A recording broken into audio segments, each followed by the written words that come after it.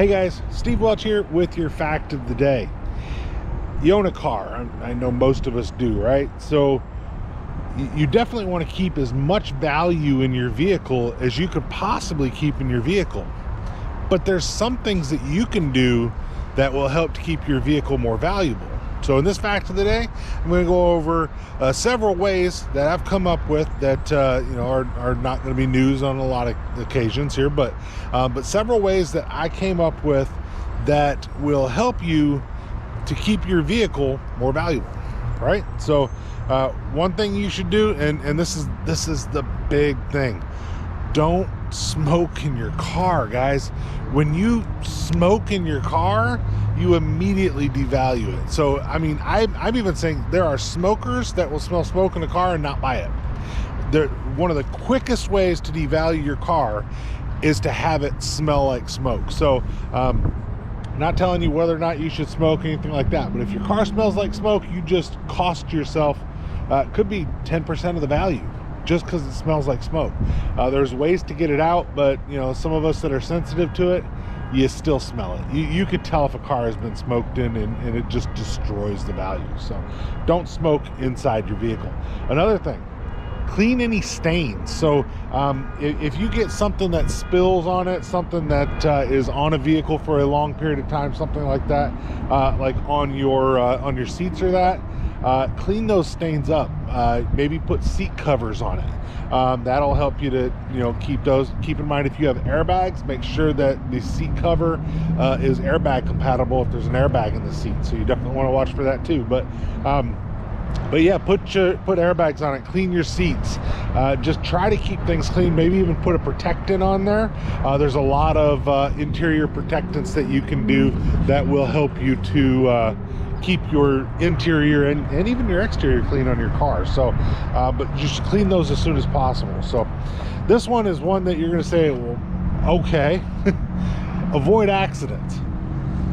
That's sometimes easier said than done, right? But if you can avoid accidents, avoid damage to the car, something like where don't park it under a tree where a branch is hanging, where that branch can come down and damage your car. If you can avoid that accident or that damage, then your car will be worth more money if you can avoid that, right? So also, if you were to get damaged, avoid poor body work. If you start looking at a vehicle and you're thinking about buying a used car, if you look at some of these vehicles, you're gonna go, ooh, wow, that paint don't match, those gaps don't line up right, something like that. So there can be bad work done on a vehicle, and it can cause a big issue when it comes to your resale value. All right, so something else, don't report minor damage. Like a dent you find on your car in a parking lot. So some people are, well, why want to do that? I want to charge it on my insurance. All right, well, most insurances have at least a $500 deductible, maybe a $1,000 deductible. If you report that little ding, it will show that damage was on your vehicle, and it will hurt the resale value of your car over something that might have cost you $100 to fix and still wouldn't have hit your deductible. Now, if you get into a crash with somebody, or you back it into a pole and it's got $3,000, $4,000 in damage, I mean, it is what it is, right? But if you have minor damage, I have seen people before where somebody drives a shopping cart into their car at the supermarket, right? And they get so mad that they call the cops.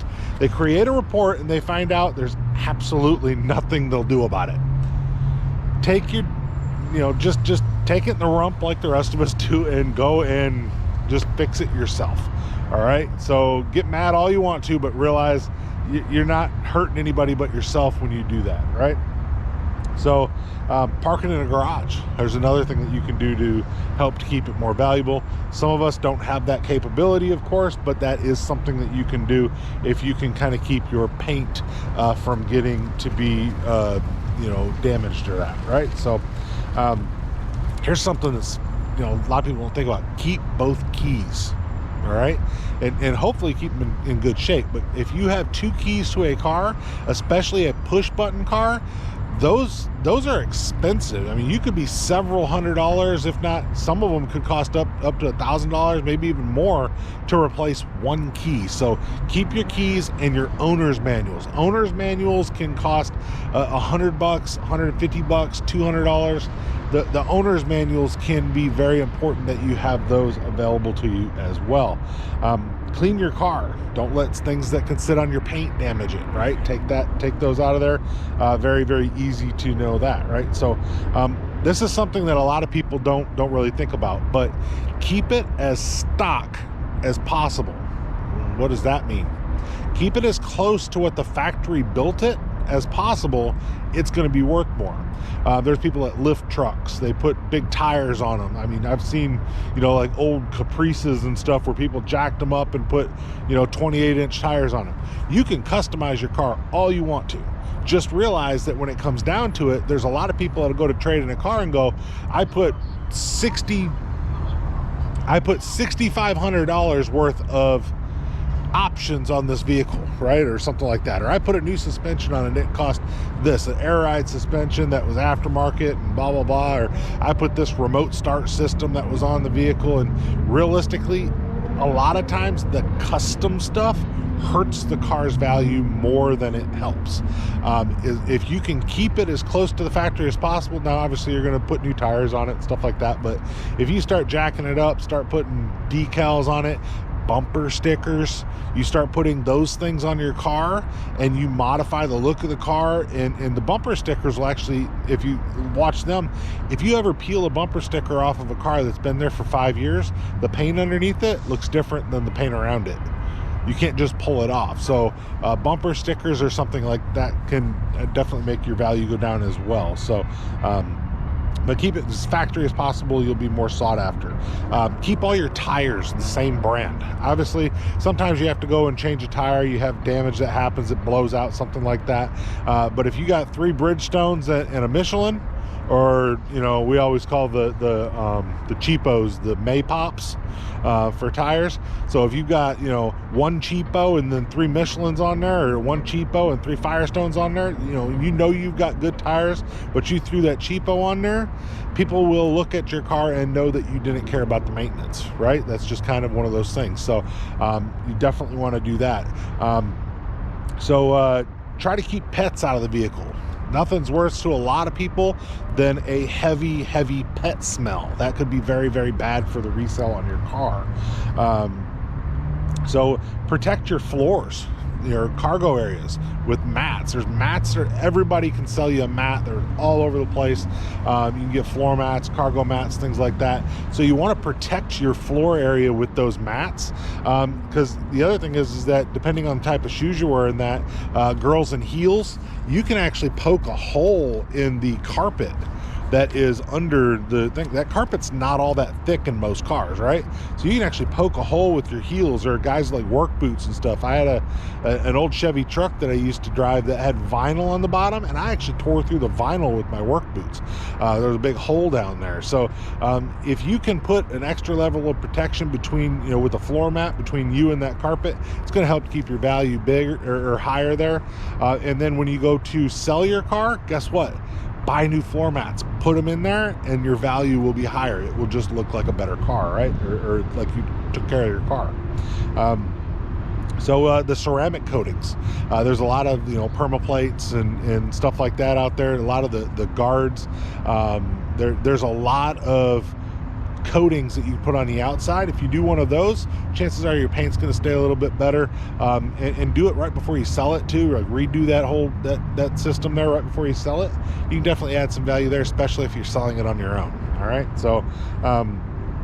so get your maintenance owner's manual stamped. All right, so when I say get your owner's manual stamped, people don't realize right now that if you trade your car into a dealership and you've got this big book, I've seen people with 3-ring binders that were full of information about their car. You have your name, address on there. I can't give that to the next person that buys the car and say, here's all the maintenance records, because every document in there is a fine for basically for violating Graham-Leach-Bailey, which is the Privacy Act.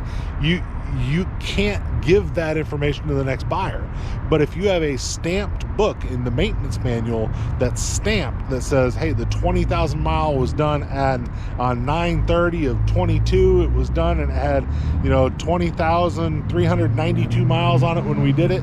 If they stamp it at the facility that way, and a lot of them, they have stamps they can do that with, no matter what brand you have, when you take it in, they can stamp it. Even some of these off companies that aren't dealerships, they have stamps. They can say, that this oil change company did the oil change at this date.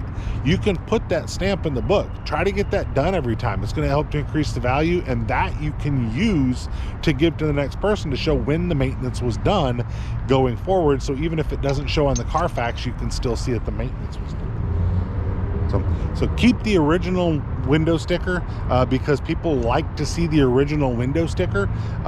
It's going to make that car more valuable, make that person very happy when they have the window. Keep the original items that were on the vehicle, even if you remove them. So things like your roof racks. So if you had a roof rack that was on the car, you didn't like it, you took it off. If you have the something like a tonneau cover that was in the back, you took off the running boards because you didn't like them, or maybe you swapped them to ones that you liked, kept the old ones, offer those to the next buyer. There's going to be an extra value in there. Things like Jeeps, if you have the hard and the soft cover, well, if you got that soft cover, why would you not offer that to the next buyer as an increase in value of that car? So that's going to help you to increase that. And the other one, technically, this is what a lot of people are saying, so avoid electric cars. And the reason I say that is when you are talking about resale value, they, at least right now, have a horrible track record for resale value. It's pretty much the original owner. You got to want that car and you got to want to keep it. So at least for right now, avoid electric cars and you'll keep more money in your pocket when you go to resell your vehicle. But those are some of the things I thought about. If I missed anything, definitely put it in the comments below. But this is your fact of the day with Steve Welch. I am very happy to help you guys out here. And if you have any comments, definitely appreciate you down there. Definitely like, subscribe, and I will talk to you guys soon. Steve Welch, your fact of the day.